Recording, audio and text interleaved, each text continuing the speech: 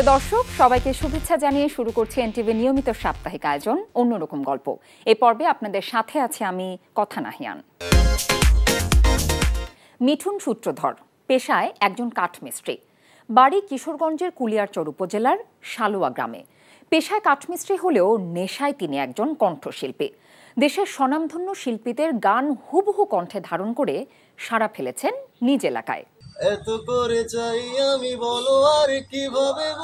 মিঠুনের বয়স যখন 7 কি 8, তখন তার বাবা নিখিল চন্দ্র সূত্রধর মারা যান। 2 ভাই 2 বোনের মাঝে মিঠুনই বড়। ফলে বাঙালি পরিবারের চিরাচরিত রীতি অনুযায়ী মা সহ ভাই বোনদের ভরণ পোষণের ভার এসে পড়ে তার কাঁধে। তখন 30 টাকা রোজে স্থানীয় একটি ফার্নিচারের দোকানে কাজ নেন তিনি। পাশাপাশি পড়াশোনাও করতে থাকেন। একসময় কাজ ছেড়ে নিজেদের বাড়ির সামনে ফার্নিচার তৈরির দোকান দিয়ে নিজেই ব্যবসা শুরু করেন। কিন্তু 8 থেকে ক্লাস 9-এ ওঠার পর আর স্কুলে যাওয়া হয়নি।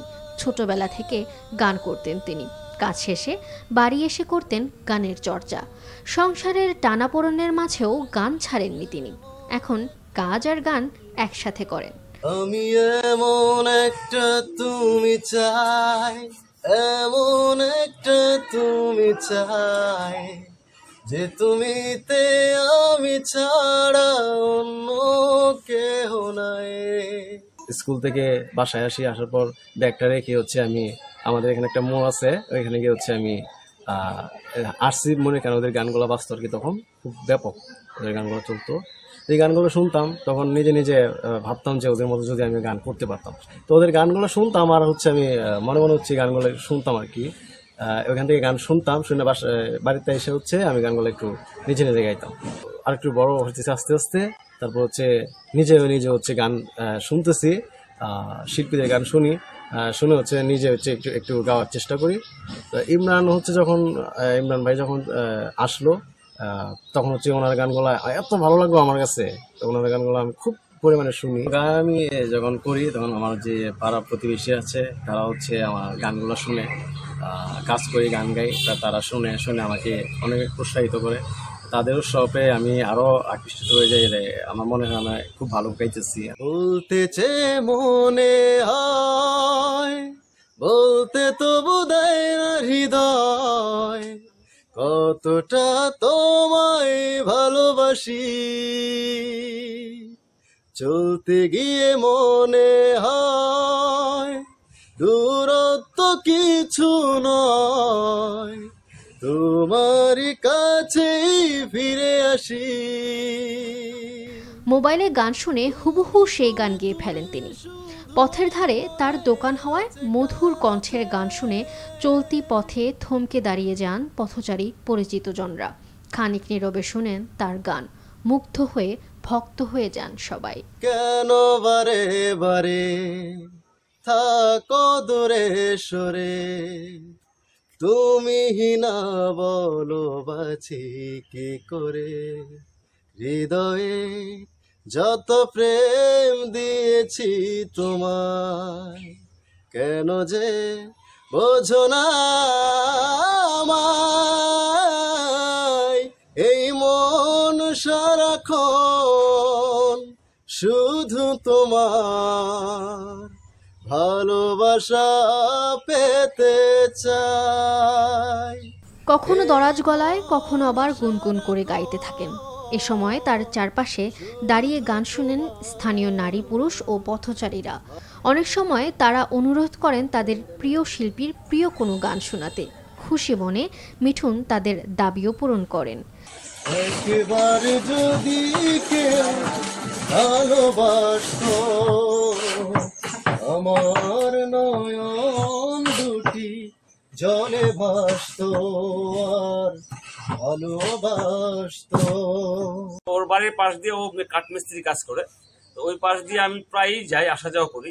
তো প্রায় সময় অনেক সুন্দর সুন্দর কণ্ঠ শুনি। তো আমি তো অ্যাকচুয়ালি গানের মানুষ, গানের কণ্ঠ শুনলে যখন ভালো লাগে তো দাঁড়ায় দাঁড়ায় শুনি যে কে গানটা গাচ্ছে। তো বাড়ির ভিতরে ঢুকে দেখি যে মিঠুন গান গাচ্ছে। আমি বললাম যে একটা গান গাতো, আমি মোবাইলে রেকর্ড করি। তো মোবাইলে রেকর্ড করতে গেলাম, রেকর্ড করার পরে বাড়িতে আমি দোকানে যে গানটা শোনার পর এত ভালো লাগছে, মানে একদম আমি নিজে আবেগে আপ্লুত হয়ে গেলাম। ওর তালে লয়ে সুরে আমার কাছে সবই পারফেক্ট মনে হয়েছে। তার গান শুনে আমার কাছে মনে হলো যে তার তো প্রতিভা আছে। এইরকম প্রতিভা যদি অনুকূল পরিবেশ পায় তাহলে সেও হইতে পারে এই দেশের এক সম্পদ। অনেক গান গাইতো আর কাজ করতো, আমরা আশা আসি একটা গান গাও আর একটা গান গাও, মানে একটার পরে একটা গান গাই। আমরা তেন খুব ভালো লাগতো, গান গাইতো, আমরা ঘুরে শুনতাম। তার লাগে মানে আমরা সবাই এখন তারে ইমরান নামে ডাকি, তাই ইমরানের গানে এরকম ভাবে গাই যেমন ইমরানের গান গাইতেছে। কত যে তোমাকে বেসেছি ভালো, সে কথা তুমি যদি জানতে, এই হৃদয় ছেড়ে যদি দেখানো যেত।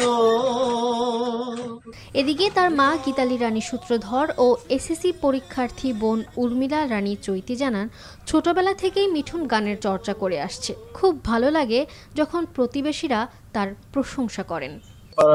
মধ্যে যদি কোনো অনুষ্ঠান হয়, গায়ে হলুদ দিয়ে বিভিন্ন অনুষ্ঠান হয়, দেখা গেল যে তারা আমার কাছে ছুটে চলে আসে, বলে যে মিঠুন তোকে গান করতে হবে, আজকে আমাদের বাড়িতে গান করতে হবে। তো এরকম ভাবে হচ্ছে পাড়ায় আমি যখন একটা অনুষ্ঠান হয় তারা হচ্ছে আমাকে নেয়, তাই এখানে আমি এই গানগুলো করি, তখন তারা আমাকে অনেক উৎসাহিত করে। তাদের উৎসাহ পেয়ে হচ্ছে আমার গান গাইতে আরো অনেক ভালো লাগে। দেখা গেল তারা আমাকে পুরস্কৃত করে, এটা আমার ভালো লাগে। ইমরান ভাইয়ের গানগুলো বেশি করি, ওনার গানগুলো যখন আসে নতুন গানগুলো আমি করি, নতুন পুরাতন। তো রাস্তা দিয়ে যাওয়ার পরে দেখা গেল যে আমাকে অনেকে এই ইমরান ভাই অনেক ইমরান বলে বা ভাই বলে সম্বোধন করে আমাকে ডাকে। আমার কাছে অনেক ভালো লাগে। যে থেকে হচ্ছে মোবারক ভাই, ওনার একটা পেজ আছে, উনি আমার কাছ থেকে একটা গান নিয়েছিল ইমরান ভাইয়ের। তো সেখানে গানটা দেখলাম যে মোটামুটি অনেক মানুষের শুনছে, খুব ভালো মন্তব্য করছে গানের মধ্যে। তারা ইমরানের গান বলতেছে যে এই ছেলের গান আমরা আরো চাই, খুব ভালো গান করে। তো এখান থেকে হচ্ছে দেখলাম যে আমি ঘুম থেকে উঠে ওই হঠাৎ করে আমি গানটা দেখতে গেছি, গিয়ে দেখি যে ইমরান ভাই নিজে তার যে ভেরিফাই আইডি আছে ওই আইডি দিয়ে সে নিজে কমেন্টস করছে। মানে এটা দেখে যে নিজেকে এতটাই ভালো লাগলো, অতটাই আমার কাছে ভালো মনে হইলো যে আমার মনে হয় যে আমি সার্থক গান গিয়ে, যে ইমরান ভাই নিজে আমার গানের মধ্যে কমেন্টস করছে। আমার গান যদি দেশবাসীর কাছে যদি ভালো লাগে, তারা যদি আমাকে চাই, তো অবশ্যই আমি তারা যদি আমাকে বিভিন্ন জায়গায় আমাকে ডাকে, অবশ্যই আমি তাদের পাশে দাঁড়াতে চাই, গান নিয়ে থাকতে চাই, যাতে আমি তাদের মানুষের ভালোবাসার স্রোতদের ভালোবাসা যাতে আমি অনেক উপর উঠতে পারি, এটাই আমি কামনা করছি আর কি।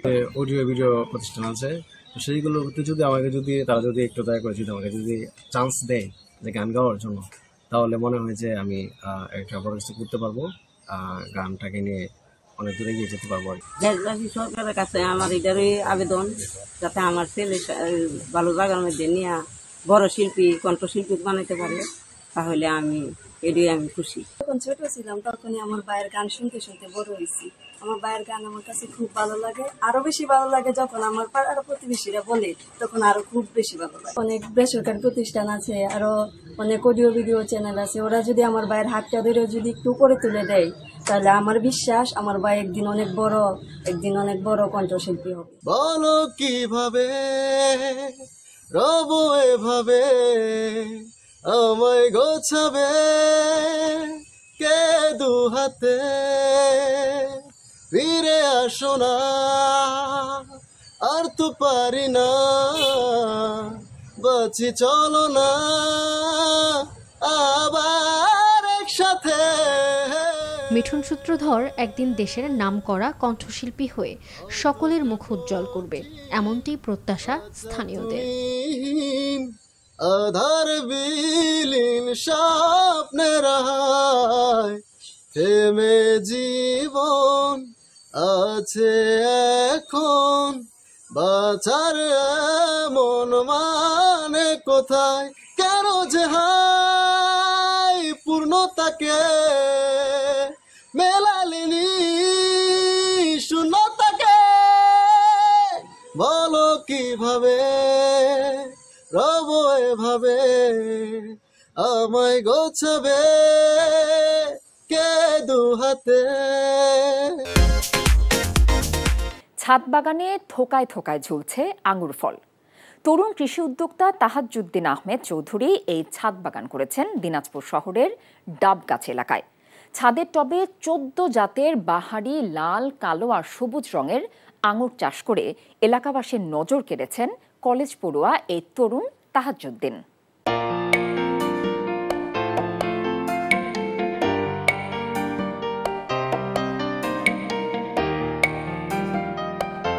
দিনাজপুর সরকারি কলেজের অনার্স দ্বিতীয় বর্ষে পড়াশোনার পাশাপাশি আঙুর সহ ছাদ বাগানে লাগিয়েছে বিভিন্ন জাতের ফল। এই ছাদ বাগানে 14 জাতের আঙুর আছে। এর মধ্যে বাইকোনোর, ব্ল্যাক ম্যাজিক, ক্রিমসন, কার্ডিনাল, একেলো, লোরাস। এছাড়াও রয়েছে বিদেশি বিভিন্ন জাতের ফলের গাছ।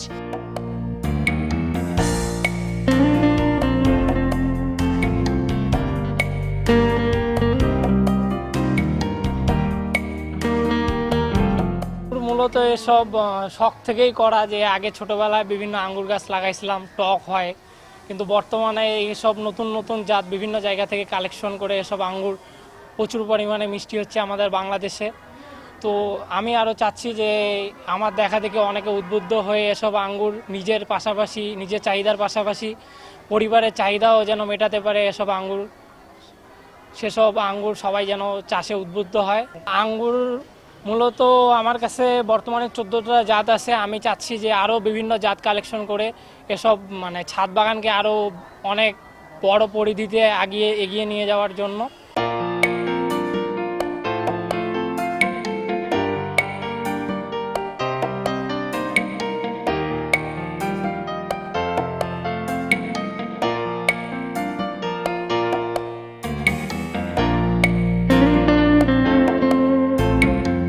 ছাদের একপাশে আঙুর গাছের টব ও মাচাটি তিনি বাঁশ, নেট ও খুঁটি দিয়ে তৈরি করেছেন।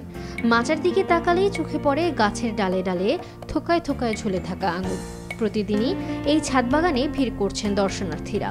বাগান দেখে নিজের উচ্ছ্বাস প্রকাশ করছেন বাগান সৃজনের। ভাইয়া যখন থেকে এই চারাগুলো সংগ্রহ করছে তখন থেকে আমি ভাইয়ার পাশে আছি। ভাইয়া যেভাবে পরিচর্যা করে আমিও সেভাবে পরিচর্যা করতে থাকি এবং ভবিষ্যতে আমিও এই ছাদ বাগান করার চেষ্টায় আছি। ভাইয়ার কাছে চারা সংগ্রহ করব এবং এই ভাইয়ার ফলে অনেক মিষ্টি, বাজারের তুলনায় এখানে প্রচুর মিষ্টি আছে এবং ভাইয়া 14-15টা জাতের মতো কালেকশন করছে। এর মধ্যে 5-6টা জাতে আমরা ফল পাইছি এবং এই ফলগুলো অনেক সুন্দর এবং আশেপাশের অনেক প্রতিবেশী অনেক ছোটো ভাইরা আসে, বলে ভাইয়া এটা কীভাবে করবো, কিংবা আমিও তাদেরকে এগুলো বলি এবং তারাও আমাদের কাছে চারা চায়, আমরা তাদেরকে চারাও দিই। বাচ্চাগুলোর মনে করেন যে ছাদ বাগানে উদ্বুদ্ধ হয়, এখন মনে করেন যে ওরা এটাই সময় বেশি দিচ্ছে, বুঝছেন ব্যাপারটা। এখন তো আর আগের মধ্যে, এখন যারা অনেক বাচ্চা বিভিন্ন রকমের কাজে মনে করেন যে খারাপ কাজে এটা সেটা আড্ডাটা, এগুলো মনে করেন যে আল্লাহর রহমতে আমার বাচ্চাগুলো এগুলো নাই। আমার ভাই অনেক ধরনের আঙ্গুরের গাছ নিয়ে কালেকশন করছে, অনেক জাতের, তার মধ্যে কয়েক জাতের ফল ধরছে। এর মধ্যে কয়েকটা ফল খাইতে ভালোই মিষ্টি। আমি পড়াশোনার পাশাপাশি ভাইয়ার এই ছাদ বাগানেও সময় দিই। ছাদে গাছ দেখতে অনেকেই মাঝে মাঝে আসে, আমরাও এই গাছগুলার সম্বন্ধে তাদেরকে ধারণা দিই যাতে নতুন করে তারাও ছাদ বাগান করতে পারে। আমাদের তানজিদুল ছাত্র, উনি ছাদ বাগানে আঙ্গুর করিয়েছে এবং এখানকার মাটি এবং আবহাওয়া ইতিমধ্যে প্রমাণিত হয়েছে যে আঙ্গুর উৎপাদন সম্ভব। সুতরাং যে সমস্ত আগ্রহী চাষি, উদ্যমী চাষি এবং শখের বশবর্তী হয়ে যারা আঙ্গুর বাগান করতে চান, আমাদের সমতল ভূমিতেও এবং ছাদ বাগানে তারা আঙ্গুর চাষ করে আমার মনে হয় সফলতা নিজেরাও ভোগ করতে পারবেন এবং দেশ সমৃদ্ধ হবে, ফলে আমরা পুষ্টি গুণে সমৃদ্ধ হব।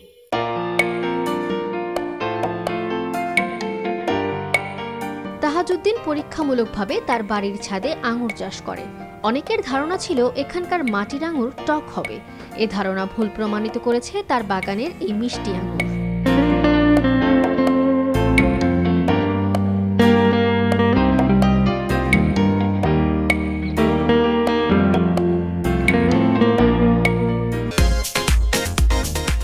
বিচিত্র এক প্রতিযোগিতা, কিছু না করার জন্য পুরস্কার। ভাবুন তো, এমন প্রতিযোগিতাও কি হতে পারে? হ্যাঁ, 2014 সালে দক্ষিণ কোরিয়ায় স্পেস আউট নামে এমনই এক প্রতিযোগিতা শুরু, যেখানে প্রাকৃতিক পরিবেশে বসে 1.5 ঘন্টা কিছুই না করার এই গেমের চ্যালেঞ্জ। এই গেমে বিজয়ীকে মানসিকভাবে সেরা স্থিতিশীল মানুষ হিসেবে আখ্যা দেওয়া হয়। বিশ্বের বিভিন্ন জায়গায় ঘটে যাওয়া এমন চমকপ্রদ ঘটনা নিয়ে রয়েছে একটি প্রতিবেদন।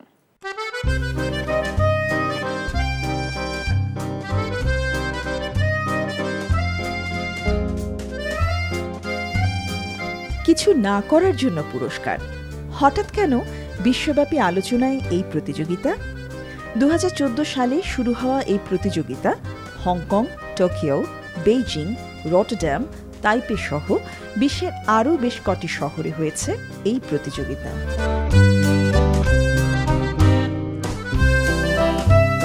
প্রতিযোগিতার নিয়ম হলো এমন, মাঠে প্রতিযোগীরা প্রাকৃতিক পরিবেশে ম্যাট পেতে খোলা মাঠে বসবেন এবং চ্যালেঞ্জ 1.5 ঘন্টা কিছুই না করার। এমনকি কেউ কারোর সঙ্গে কথাও বলতে পারবেন না, ফোনও হাতে নিতে পারবেন না, বই পড়তে পারবেন না, চলাফেরা করতে পারবেন না, ঘুমিয়ে পড়তে পারবেন না। এ কারণে অনেকেই প্রতিযোগিতা চলাকালীন কিছু না করে থাকতে না পারায় নিজেদের প্রত্যাহার করে নেন। অনেকে আবার ঘুমিয়েও পড়েন। যিনি পুরোটা সময় সবচেয়ে বেশি রিল্যাক্সড থাকবেন, হৃদস্পন্দন স্বাভাবিক থাকবে, নড়াচড়া করবেন সবচেয়ে কম, তিনিই বিজয়ী। I wanted to apply for this competition as this competition is very interesting to me. It underlines the importance of taking time for ourselves and relax and meditation.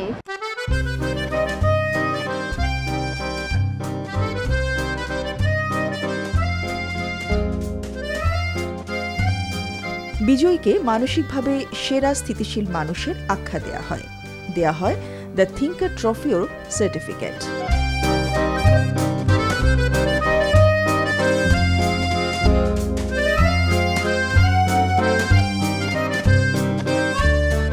বর্তমানে পৃথিবী জুড়ে জীবনযাপন থেকে মেন্টাল রেস্ট বা মনের বিরাম অনেকটাই বিলুপ্তির পথে। কিন্তু স্বাস্থ্যকর সুখী জীবনযাপনের জন্য মনের বিশ্রামের জন্য কয়েকজন মনোরোগ বিশেষজ্ঞ ও থেরাপিস্টকে সঙ্গে নিয়ে ভিজুয়াল আর্টিস্ট হুপ সায়ং 2014 সালে দক্ষিণ কোরিয়ায় শুরু করে এই প্রতিযোগিতা, যা বর্তমানে ব্যাপক জনপ্রিয়।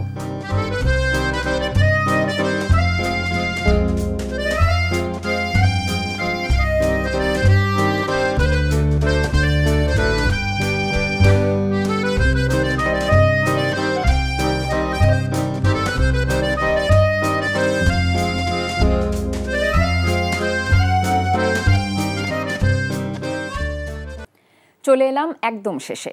দেশ বিদেশের বিস্ময়কর ও মজার সব খবর নিয়ে দেখা হবে আবারও।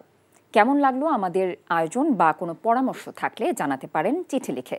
আমাদের কাছে চিঠি লেখার ঠিকানা প্রযোজক অন্যরকম গল্প, এনটিভি, পিএসসিসি ভবন, 102 কাজী নজরুল ইসলাম এভিনিউ, কারওয়ান বাজার, ঢাকা 1215। দেখা হবে আবারও শুক্রবার সকাল 10টা 10-এ। সে পর্যন্ত ভালো থাকুন, সুস্থ থাকুন, থাকুন নিরাপদে।